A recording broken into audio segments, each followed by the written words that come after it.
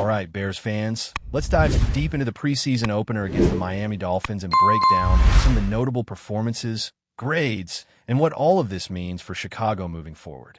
I'm going to walk you through the quarterback play first because, honestly, that's where a lot of eyes were during this game. Tyson Bent got the start and played the entire first half, and while his overall PFF grade landed pretty solid at 76.6, which is above average, there's a lot to unpack here beyond just the numbers. From a pure passing perspective, Bent graded out at 71.8, again above average, so he showed some flashes of promise.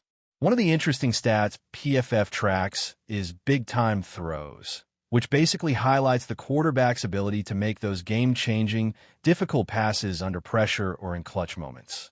According to their numbers, Bent didn't register any big-time throws during his half on the field. But that's where I have to push back a little bit, because some of the throws he made felt like they deserved that label, especially a particular fourth down touchdown pass. Let me paint the picture. On this play, the left tackle, Braxton Jones, completely whiffed his block, leaving Bent exposed and under heavy pressure. Most QBs would have panicked or thrown the ball away. Not Bent.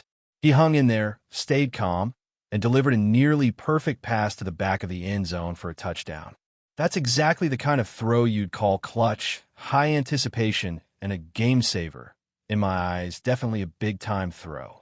Now, sure, PFF's system is subjective and has its own criteria, so maybe it didn't tick all the boxes for them, but as a fan watching live and breaking it down myself, that was a huge moment and one of the best plays of the game.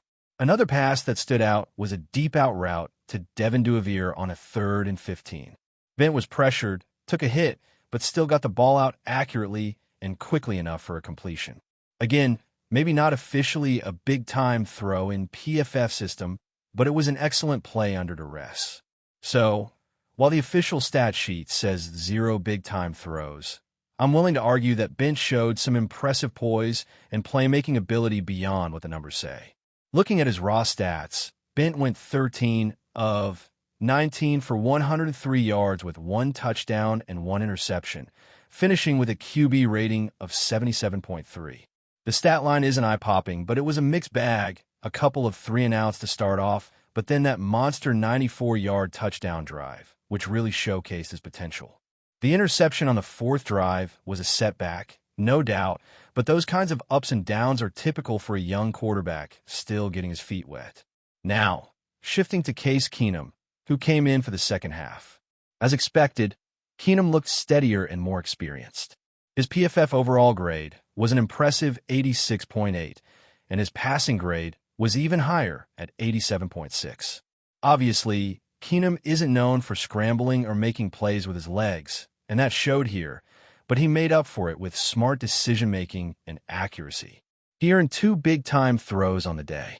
One was likely the beautiful fade ball to Jade Walker, which was perfectly placed against tight man coverage.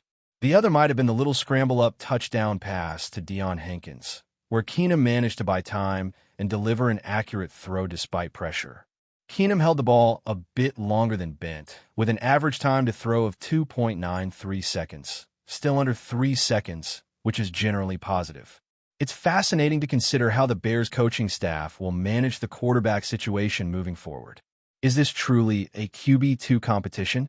If so, do they switch the order next week and let Keenum take the field against Miami's tougher starters? That could really shake things up because Bent faced Miami's starting defense on the first drive, but mostly played against backups and third stringers in the first half, while Keenum likely faced a slightly weaker defensive group. So, it's not exactly an apples-to-apples comparison, but it does suggest that the Bears have 2 reliable backup quarterbacks who could step in and hold their own if Caleb Williams or the starter were to get hurt. Personally, I still lean toward Bent being the QB2 right now, but if Keenum outplays him next week against a tougher defense, that could change quickly. Either way, having 2 solid options behind your starter is a luxury, and that's a positive for the Bears. Now, let's talk about the real star of the game, Austin Booker. This guy was absolutely dominant and showed why he could be a crucial piece on this defense. Booker led the team with a PFF grade of 95.3, which is elite territory. His pass rush grade was off the charts at 94.7, and his run defense was surprisingly strong too, at 79.3. That's impressive considering he's primarily seen as a pass-rushing specialist first and foremost. On top of that, his tackle grade was a solid 76.7, showing he's not just a one-trick pony. In terms of raw stats, Booker had 3 sacks, 3 tackles for loss, and forced a fumble. PFF also credited him with 6 pressures throughout the game, which means he was consistently disrupting Miami's offense. We saw glimpses of this last preseason, but yesterday was a breakout performance. To put it into perspective, Booker had only 2.5 sacks in 4 preseason games last year combined, so 3 in 1 game is a huge jump. He really took over in the second half, which is exactly what you want to see from a pass rusher when he's going up against mostly third-string offensive linemen. The big question is, can Booker replicate that kind of impact against starting tackles during the regular season? Christian Darrisaw and Brian O'Neill are going to be a tough test in Week 1, and the Bears will need Booker to flash on limited snaps as part of their pass rush rotation to keep opposing quarterbacks honest. But if he can even do a fraction of what he showed last night, it would be a massive boost to Chicago's defense, which has been looking for a disruptive edge presence for a while now. Switching gears to the offensive line, the left tackle competition between Braxton Jones and Aussie Trapillo is shaping up to be an interesting subplot. Neither player stood out in the first game, and the grades reflect that. Both were in the 50s overall, below average, but the story behind those numbers is more nuanced. Braxton struggled with pass protection, earning a very low grade of 44.3 in that department. He allowed 2 pressures and 1 sack, which is definitely concerning for a starting left tackle candidate. On the other hand, Aussie Trapillo graded better as a pass protector, allowing just 1 pressure and no sacks, though his overall grade was still mediocre. Braxton did grade better as a run blocker, so there's a trade-off here. The coaching staff has been clear. The number 1 job for offensive tackles is to be able to protect the quarterback in one-on-one situations. If you can pass protect effectively on an island, it opens up the entire playbook and lets the Bears run more complex routes without having to chip block every defender. From that perspective, Aussie's edge in pass protection gives him a slight advantage. What surprised me was that Braxton got the first 3 drives with the starters, even coming off an ankle injury. I would have expected Aussie to get the initial reps, especially since he showed better pass protection skills in camp. For next week's game, I bet on Aussie starting with the first team and seeing how he holds up. Neither guy is perfect, and both have their flaws. Braxton is the better run blocker. Aussie is the better pass protector. The Bears will have to decide which is more valuable based on their scheme and personnel. But if passing protection is the top priority, Aussie might get the nod. There's also Theo Benedict, who quietly made some noise by taking reps with the first team during training camp, especially with Carnage out. Benedict played snaps at both tackle spots in this game and graded out very well in pass protection, around 81.7.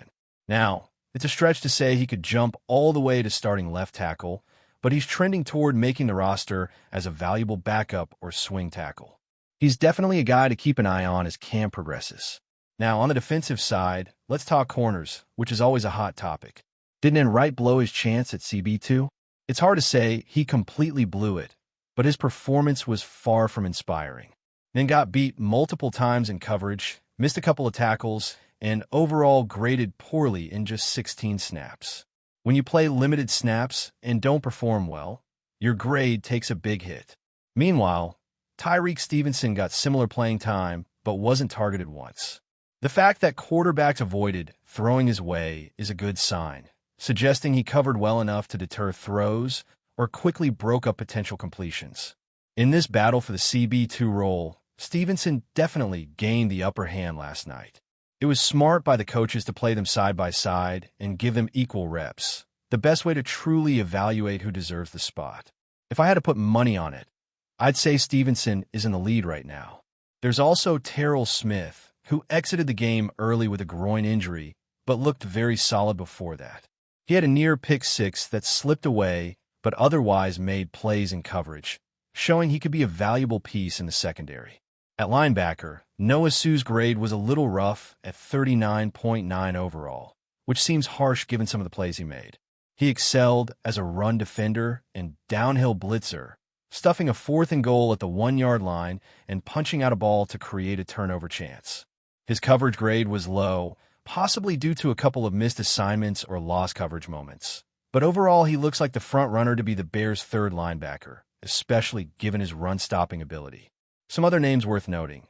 Luther Burden had a decent game with a 70 overall grade and 69 in pass receiving, showing some ability to find soft spots in zones and make catches in crucial situations. Kyle Manungi struggled, particularly in pass blocking, with a very low grade of 5.6 in that area, which was impacted by a play where he got absolutely bounced off by a defender early in the game. John A. Walker showed promise, finishing with a 75 overall grade, but he dropped a would-be touchdown that could have bumped his grade even higher. Deion Hankins had a mixed game, with some good moments but poor pass blocking numbers. Defensive guys like Ruben Hippolyte and Josh Blackwell showed flashes, with Blackwell making a key tackle for loss and Hippolyte getting a few pressures. Overall, the Bears showed a mixed bag of performances with some very bright spots, especially from Booker and Keenum, and some questions remaining around the offensive line and depth at cornerback. It's only preseason, but these early grades give us a solid foundation to project who might make the final roster and who needs to step up as the season approaches. So, there's your in-depth breakdown of the first half of the game from a grading and performance perspective. We'll keep tracking these players through training camp and the next preseason games, so stay tuned for more detailed reports and highlight reels. Picking up where we left off, let's move beyond the obvious stat lines and start dissecting some of the subtleties that often get overlooked in preseason games but can ultimately shape the Bears' roster and game plan this season. One of the key takeaways from this opener against Miami was the evident growing pains, but also flashes of potential from the younger and lesser-known players. Preseason is about evaluation and depth building, and Chicago's staff seemed to lean heavily into giving the younger guys extended reps, especially on defense and the offensive line. This approach is a double-edged sword. It means we see some mistakes and inconsistencies, but it also allows the coaching staff to gather valuable data on who can step up when the starters inevitably get injured or need rest. Let's talk about the defensive front a bit more. Austin Booker's dominant performance aside, the Bears showed signs that their defensive line depth is evolving but not quite ready to consistently harass NFL quarterbacks. Players like Ruben Hippolyte and Josh Blackwell had their moments, but it was clear they're still adjusting to the speed and technique required at this level. Hippolyte, for example, showed good quickness and the ability to shoot gaps, but didn't consistently finish plays. Blackwell made a few disruptive tackles and even got a tackle for loss, but his pass rush technique was a work in progress.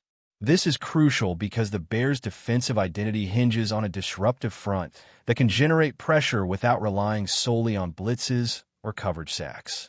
If the second and third wave of pass rushers can't develop, opposing quarterbacks will have too much time to dissect the Bears' secondary.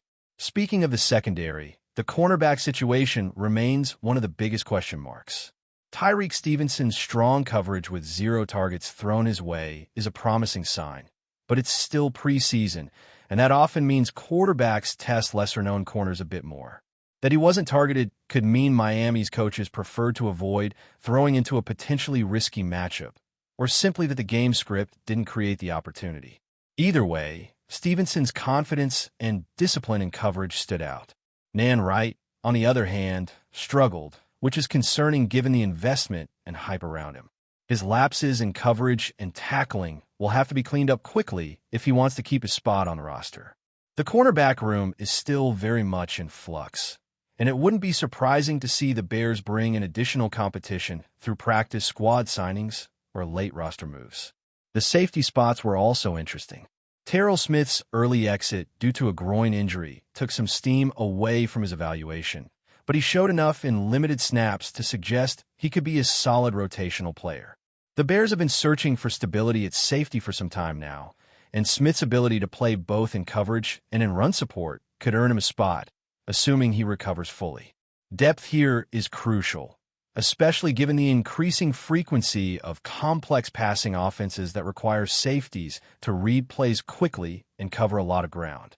On the offensive side, the quarterback battle looms large.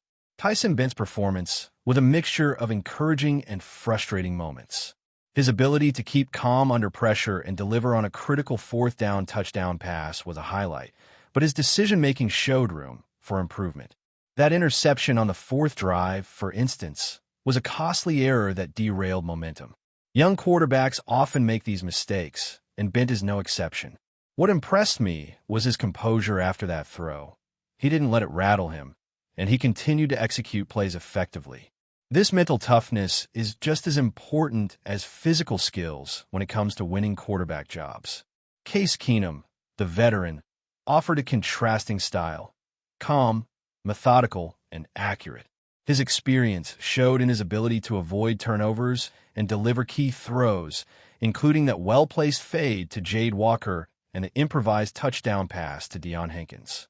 Keenum's higher PFF grade reflects that steadiness, and it raises a strategic question for the Bears. Do they want a quarterback who can push the pace and take more risks, Bent, or one who plays it safe and minimizes mistakes, Keenum?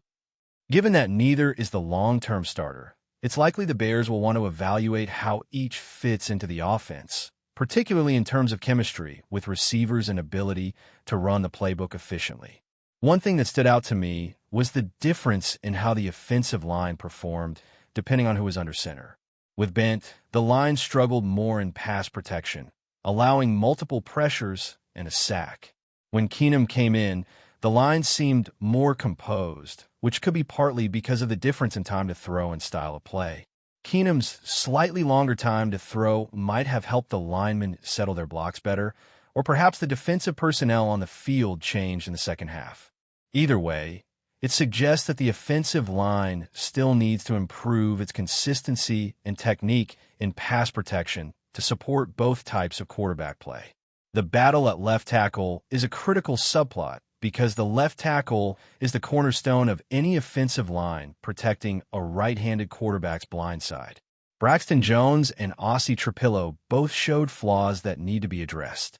Braxton struggles in pass protection, including a missed block that led to Bent's pressured fourth-down touchdown pass, underscore the challenge he faces. He's clearly a better run blocker, which might suit certain offensive schemes but can't come at the expense of quarterback protection. Ossie Trapillo's better pass protection skills give him an edge, but his run blocking is less impactful. This is a classic dilemma teams face when evaluating tackles. Do you prioritize pass protection or run blocking? Ideally, a starting tackle can do both well, but the Bears may have to accept a compromise or find creative solutions like using tight ends or running backs to chip block on key passing downs. Theo Benedict's emergence as a capable backup tackle is a positive development. His solid pass protection grades and limited snaps could earn him a roster spot as a swing tackle. Depth at tackle is essential, especially in a league where injuries to offensive linemen are common and can derail a season quickly. Having a reliable backup who can step in at either tackle spot is a valuable asset for Chicago. Moving back to the defense, the linebackers showed a mixed bag of performances. Noah Sue's grade was surprisingly low, but when you watch the tape, you see a player who makes impactful plays in the run game and shows toughness on critical downs. His coverage remains a concern, though. Modern linebackers need to be versatile, able to cover tight ends and running backs in space, as well as plug gaps against the run. Sue's ability to stuff runs and make tackles near the line of scrimmage is a strength, but his coverage shortcomings might limit his role or require additional coaching and development. Kyle Manungi struggled considerably, especially in pass protection. That early play where he got knocked back easily is worrying because it indicates potential issues with strength or technique against NFL-caliber defenders. The Bears may need to evaluate whether Manungi can develop into a reliable offensive lineman or if his role should be limited to special teams or situational plays. On the receiving front, players like Luther Burden and John A.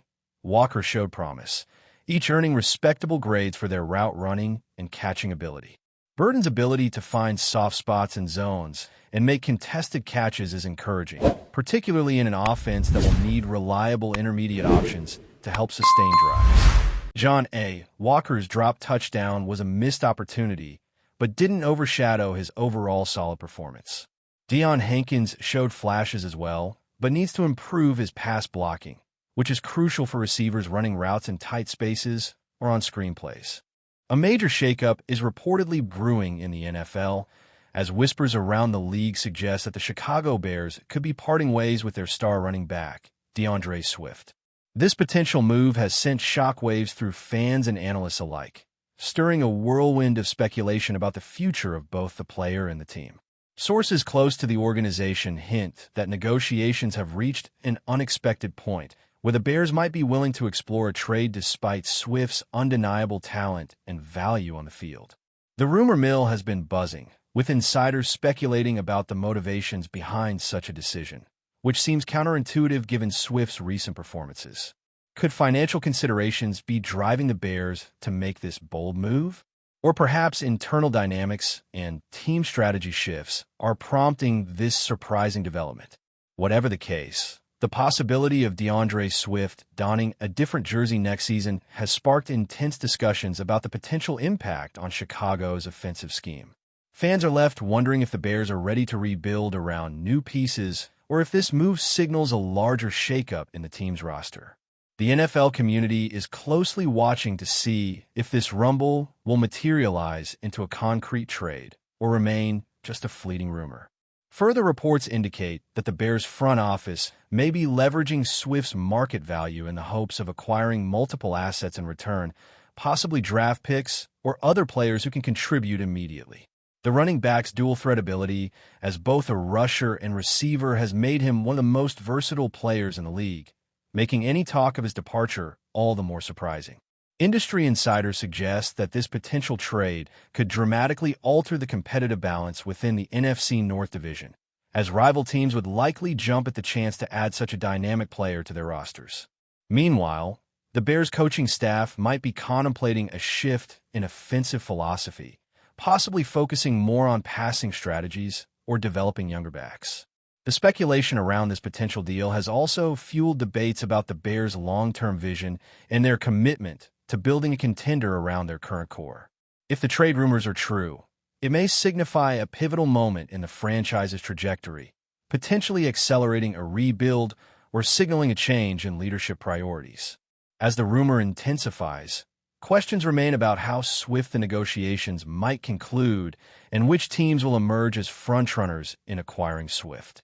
Adding fuel to the fire, insiders reveal that Swift himself has been at the center of intense discussions, with sources claiming that he may be open to a change of scenery if it means a better chance at championship contention.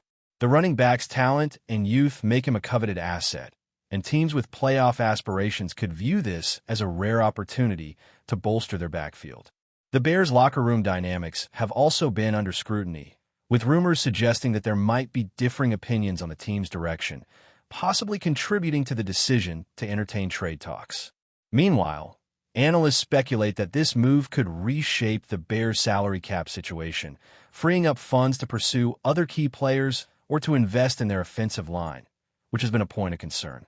The ripple effects of such a trade would be significant, impacting not only the Bears' roster construction, but also the broader landscape of NFL free agency and trades leading up to the draft. The unfolding saga of DeAndre Swift's future has captured the imagination of the football world, as fans and commentators alike weigh the potential pros and cons of such a high-profile transaction. Meanwhile, rival franchises are reportedly intensifying their scouting efforts and internal evaluations, with several teams believed to be positioning themselves to make a competitive offer for Swift. This speculative frenzy highlights the strategic importance of acquiring a versatile running back who can transform an offense and create matchup nightmares for opposing defenses. The Bears' willingness to entertain offers has opened the door to a flurry of rumors about potential landing spots, ranging from NFC contenders looking to make a Super Bowl push to AFC teams seeking to revamp their offensive backfields. Discussions within league circles suggest that the timing of the trade talks could coincide with broader shifts in team rosters and coaching strategies, creating a unique window of opportunity for both the Bears and interested franchises. While nothing has been confirmed, The sheer volume of speculation has created an electrifying atmosphere among fans and analysts, who are eager to see how this high-stakes negotiation will unfold. The potential ripple effects of such a deal could redefine not only the Bears' fortunes, but also the balance of power across the NFL, making this one of the most intriguing storylines of the offseason. As the rumor mill continues to churn, questions abound about the potential impact on DeAndre Swift's career trajectory and legacy. Should the trade materialize, Swift would face the challenge of adapting to a new system, coaching staff, and team culture, a process that could either elevate his game to new heights or pose unforeseen difficulties. Fans and commentators are debating which franchises would best suit his style of play and offer the ideal environment for his continued growth. Moreover, speculation is growing about how the Bears plan to fill the void his departure would leave in their offense, with guesses ranging from drafting promising rookies to signing free agents. The evolving story has sparked a mix of excitement and anxiety among the Chicago fan base, who are eager to see whether this rumored move signals the beginning of a fresh era or the end of an important chapter. As the situation develops, all eyes will remain on the Bears' front office and coaching staff to gauge their next steps in this unfolding drama. The anticipation around DeAndre Swift's fate has undoubtedly become one of the most compelling narratives heading into the NFL season, promising to keep fans on the edge of their seats. That's it for this update. If you enjoyed the video and want to stay updated with exclusive news about our Chicago Bears, be sure to subscribe to our channel and hit that like button. We can't wait to hear your thoughts in the comments. See you in the next video.